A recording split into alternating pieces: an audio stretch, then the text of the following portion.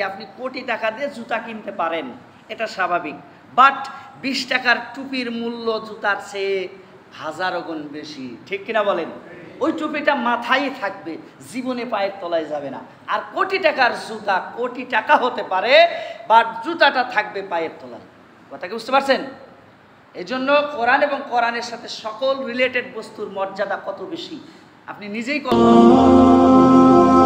কোরআনের সাথে যা আসছে, যত কিছু আসছে, তার মর্যাদা বৈষয়িকভাবে অটোমেটিক্যালি স্বয়ংক্রিয়ভাবে তাদের মর্যাদা বেড়ে গেছে, আকাশ ছুঁয়ে গেছে।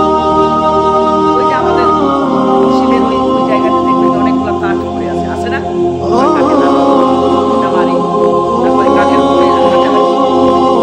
ওইখান থেকে একটা কাঠের টুকরা নেন, এতটুক নেন, নিয়া একটা মিস্ত্রির কাছে যান, যাই বলেন যে আপনি এই পচা কাঠ দিয়া আমার একটা রেহাল বানাইয়া দেন।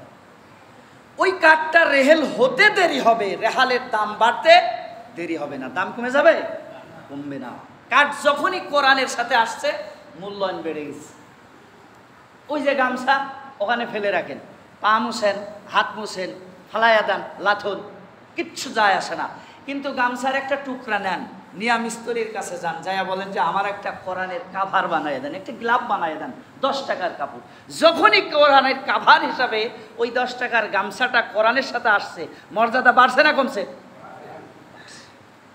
এই জন্য কোরআন এবং কোরআনের সাথে রিলেটেড সকল উম্মাকে, সকল মুসলিম জনতাকে একজন বৈধ সন্তান সম্মান দিতে পারে।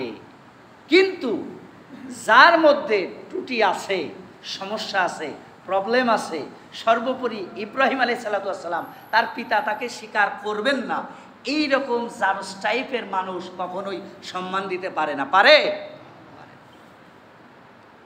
এটা ক্লিয়ার, একদম সহজ, কত সুন্দর ব্যাখ্যা। এরপর আল্লাহ পাক বলছেন যে আনকানা রামালিউ ওয়া বানিন, তারা মনে করে যে আনকানা রামালিউ, তাদের আছে অনেক সম্পদ, ওয়া বানিন, আর আছে অনেক সন্তান। অনেক সম্পদ আর অনেক সন্তান। তো যাদের অনেক সম্পদ আছে, অনেক সন্তান আছে, এরা কিন্তু উল্টাপাল্টা করতে পারে, পারে না? লাঠির জোর, এরপরে আপনার অর্থের জোরে মানুষ কিন্তু এগুলো করে।